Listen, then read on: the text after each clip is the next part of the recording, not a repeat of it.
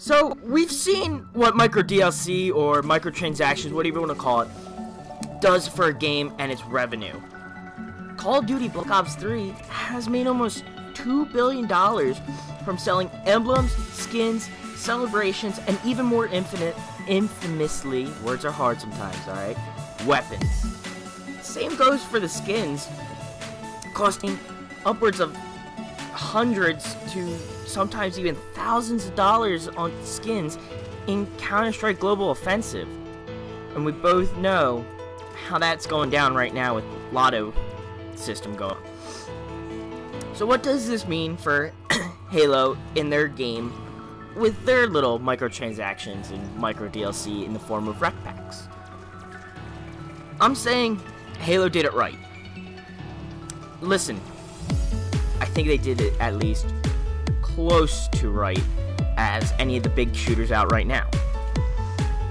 It's not a long grind to go from a bronze pack to a gold pack in Halo, which is really great, and it's maybe 2 games to get a bronze pack. I haven't brought a bronze pack since the game came out, and I'm talking about you can't even buy a bronze pack with real money. I've saved at least 100,000 points on a weekly basis with just normal play, which should get me 10 gold packs at about $2.99 in real world currency, USD right now.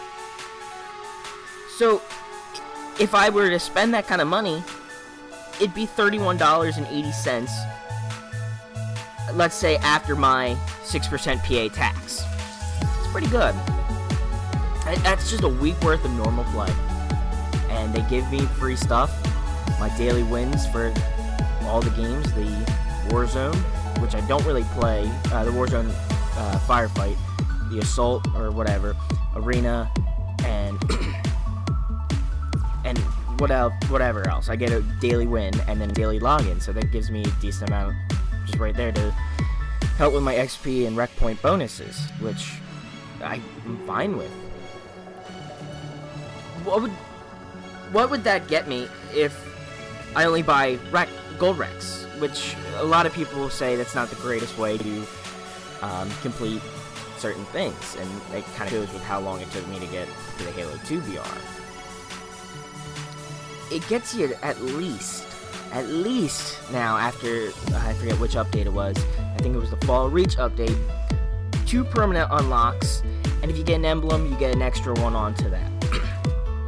So if I bought 10 REQ packs, 10 gold REQ packs, I at least get a minimum of 20 permanents, which is pretty good. This also has no duplicates in the entire system. That's awesome. It's incredible. Like, I get something in a permanent, I knock it off. Which is great. I'm not gonna get it ever again.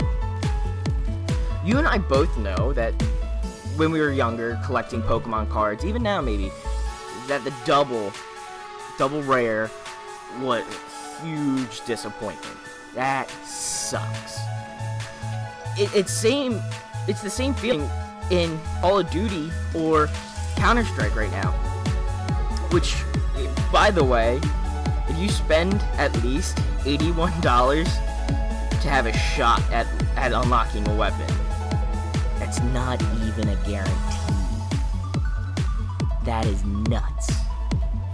You have less than a 1% chance of getting a weapon in Call of Duty Black Ops 3. Do you know how bad that must be to get a weapon? Let's just say you for some reason, luckily you get a random weapon.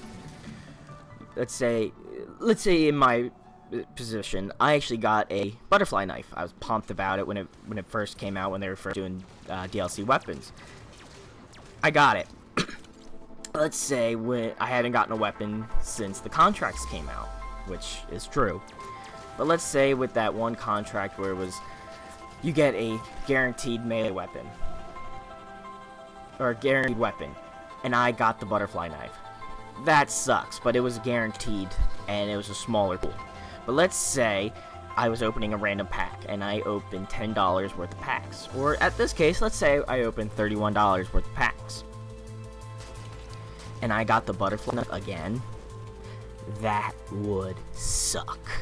That would, all that work, or all that money, or all that real-time work that I put in to get that $31 just went into something I already had that I'm not using. I will never use it again. And I'll sell it back for, the best I can do is 1 or 2 REQ points. That's bullshit. With Halo, the game rewards you for playing by minimizing your pool of unlocks, which is great. Do I wish that I got the Halo 2 BR sooner? Hell yeah, I do. I really do. You might have seen the video. I was stoked. But knowing I was getting closer, keyword there, knowing, is much better than thinking I'm getting closer, like in other systems. Hell, I got the Prophet's Bane unlock, the accommodation, for free in a daily REQ pack. That was a daily login REQ pack, and I got it, and I was ecstatic. You can do it. It's very rare, but you can do it. And you can. I also got a Nornfang, just a one-use Nornfang, and a Halo 2 pistol before I actually got the accommodation for the pistol. They also add the REQ packs to Arena, or the REQ weapons to Arena. When the Halo 2 BR came out, I knew I wasn't going to be able to play with it for a while, which kind of sucked. It kind of grinded my gears. I know, I can't say it. But they added it to Arena. It added it to Riptide. I was picking that thing up, and I was loving it. And so I knew I was actually working for something I was really going to enjoy. I've only spent extra money on REQ packs twice in Halo 5's lifespan, up to this date. It was just for the HCS pack to get us the original skin to help grow into the pool of the World Championships. I know I wasn't gonna ever get to that point, but it was nice for me to support somehow. And the Optic pack to support my favorite team. I like esports, so that's why I did it. It was $20. Oh well. You know what also helps with that money? Say somebody did just buy a random REQ pack for the $2.99. That goes into free maps. Free maps that we've been getting the entire time. Almost a monthly basis, we've been new free maps, new updates, and I'm fine with that. I spent $20. This is the cheapest season pass that I've ever bought. But this whole system is not all without some critiques from myself being a long-time Halo fan. The game needed more basic emblems to be unlocked at the very beginning, because boy did that suck getting a number emblem in the beginning. Out of my 2 permanent unlocks, I got a 0. Come on, really? That couldn't be in the beginning? It was kind of kicking the nuts to get a number. Also, there needs to be more unlock armors and emblems. Are cool and all, but they need more challenges to go along with those. I know I have I know we have them now associated with the emblems, but leave some dope ones to crazy accomplishments. Ooh, words. Old school stuff. Recon was a perfect example of this. I don't know if you remember, or if you newer guys. Recon was, in all intents and purposes, the god armor. It did nothing. It did nothing, but it just looked cool, and you had to be given it from the developer. It was an awesome gift, and everybody worked for it.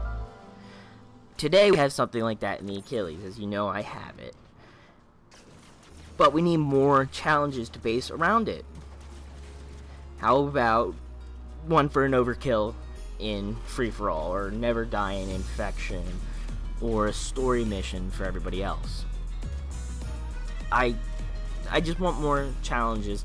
I liked working for that stuff and knowing that once I did this, I was gonna get it for a fact. It's something cool. Was it Step and Razor was the achievement? How about we have Step and Razor armor somehow, or Step and Razor helmet?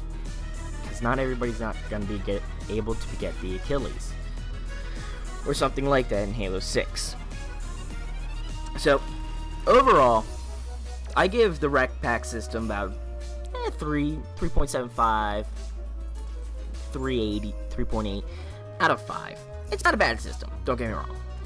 Far from the worst system in the newer games, but with little tweaks in Halo 6, we are going to be golden. Well, that's it for me, guys. I hope you liked my little review on why Halo's REQ system is not horrible for the game.